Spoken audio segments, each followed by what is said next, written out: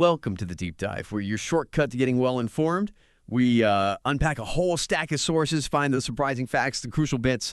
Today, we are plunging into, well, a giant of 20th century literature. Ernest Hemingway's The Old Man and the Sea came out in 1952. And look, this isn't just some story. It was huge. Got Hemingway the Pulitzer Prize, and it was a big part of why he won the Nobel Prize for Literature in '54. On the surface, okay, it's about an old fisherman and a really big fish. But there's something about this simple-seeming story, right, that's grabbed readers for decades. It still resonates. So why? What's going on there? That's what we're going to dig into. It's a great question because the magic, I think, is really in how Hemingway tells it. He's got this famous style, very distinctive. Minimalist prose.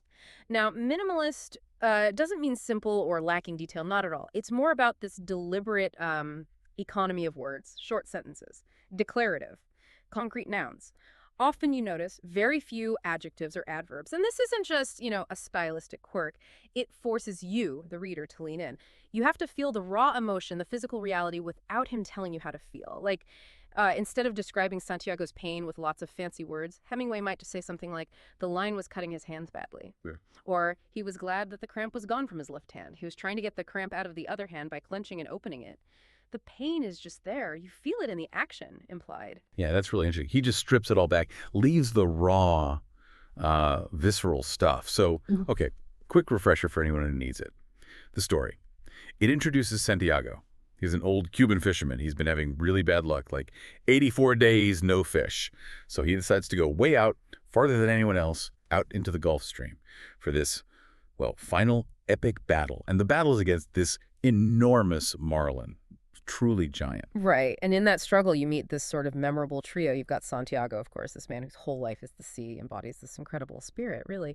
Then there's Marlin, the young boy. He's not just about loyalty, though. There's that deep bond. He also represents passing knowledge, hope between generations. But the third character, the Marlin. It's amazing. It's so much more than just a fish. It becomes this crucial, almost mythic opponent. Santiago feels this profound respect for it, even a kind of, strange affection. It's the ultimate challenger, not just something to be caught and conquered. It's incredible. Yeah. How those relationships, especially Santiago and the Marlin, they just light up these big universal ideas. And as you read, you can't help but see these themes woven right through. Like just sheer perseverance. Santiago refusing to give up. Even when his body's failing, the line's tearing his hands, he just won't quit.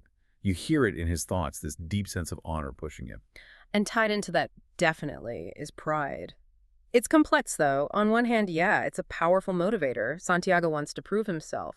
To himself, to the village, he needs to feel like a fisherman again. But it's also a burden, isn't it? He's stubborn, won't take help. The singular focus on this huge fish isolates him, adds to the suffering. It's kind of a double-edged sword for him. That's a really good point. Pride cutting both ways. And that struggle itself, whether it's pride or just will, it brings out this, dignity. Precisely. You see this profound dignity, not just in winning, but in the struggle. Santiago's fight with the Marlin, it's not just about landing the fish. It's about how he faces the test, how he endures. It's a real testament to the human spirit, refusing to be broken. And of course, there's that classic conflict. Man versus nature, this primal battle, survival against this huge, indifferent force. And underneath all that, I think you see Santiago's personal journey, too, towards a kind of redemption. He's confronting maybe past failures, defining himself now through this huge ordeal. And it's that minimalist style we talked about that makes the symbolism hit so hard, right? It's like he gives you these few sharp images, and your mind just fills in this immense meaning. Absolutely. Take the Marlin. It's not just a fish. It's the ultimate challenge. It represents that peak aspiration, or maybe the biggest obstacle you face in life. It's this goal that pushes you to your absolute limit. It becomes less about the catch and more about the test itself. Existential, almost. There. And then the sharks. They show up later. They aren't just predators in the water. They represent, maybe inevitable loss, destruction, even the things, perhaps the jealousy or decay that can follow great achievements. They're like the cruel, unavoidable cost of daring to do something great.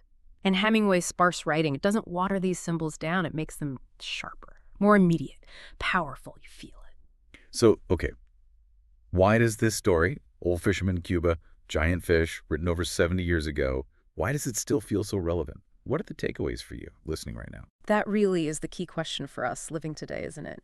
The Old Man and the Sea offers, I think, incredible insights into resilience, building resilience. It shows you how to endure when everything's stacked against you, how to keep going when, every party just wants to quit. And it reinforces that power of hope, even when things look utterly bleak. Remember, 84 days without a fish, but the next day could be the day. And maybe most importantly, it shows us how to find meaning in the effort, in the struggle itself, even if the outcome isn't what you hoped for, or it's uncertain. The value isn't only in the catch, the promotion, the finished project, whatever. It's also in the dignity, the strength you show just getting there, in the trying. That's such a vital takeaway. Yeah. Especially now when we often measure worth only by, what people can see, the final result. It reminds us that our real value often lies in that courage, that dignity, Yeah. facing our own challenges, whether they're professional or personal or, Yeah. even existential. Exactly. It's a profound statement about the strength of the human spirit when it's tested. It reminds us that even in what looks like defeat, there can be immense dignity and enduring hope. Always hope. So as you think about Santiago's incredible journey, everything he went through, maybe consider this. When we face our own big challenges, those seemingly impossible obstacles, where does the real victory lie? Is it in actually getting the thing we wanted, catching the Marlin? Or is it maybe found in the struggle itself, that profound transformative fight, regardless of what we managed to bring back to shore? Something to think about long after this deep dive is over.